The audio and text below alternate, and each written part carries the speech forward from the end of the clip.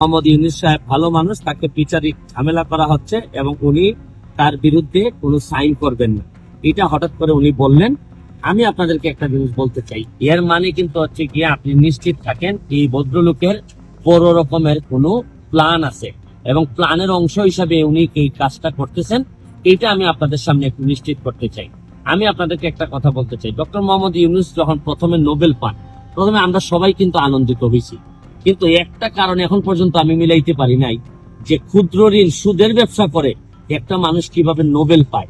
এবং আপনি আরেকটা জিনিস বাংলাদেশের বিবেচনায় আপনাদেরকে বলতে চাই, ক্ষুদ্র ঋণের ব্যবসা করে ব্যবসাতে ঋণ নিয়ে কেউ বৃহৎ হয়েছে আমার জানা নাই।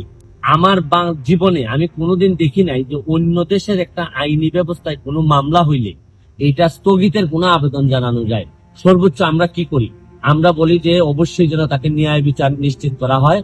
কিন্তু আমি পৃথিবীতে কোন এইরকম সভ্য ব্যবস্থায়, সমাজ ব্যবস্থায়, গণতান্ত্রিক প্রক্রিয়ায় কোনোদিন আমি দেখি নাই যে কেউ আইসা আগেই বলে যে এই বিচার প্রক্রিয়া স্থগিত করতে হবে।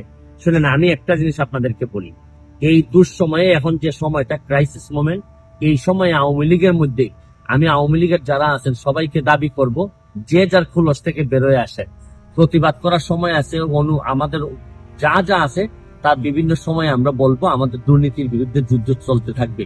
কিন্তু এখন মনে রাখবেন যে জননেত্রী শেখ হাসিনা, আমি বারবার বলছি যে উনি যদি না থাকেন তাহলে আমাদের মতো মানুষের প্রতিবাদ করার সাহসও থাকবে না।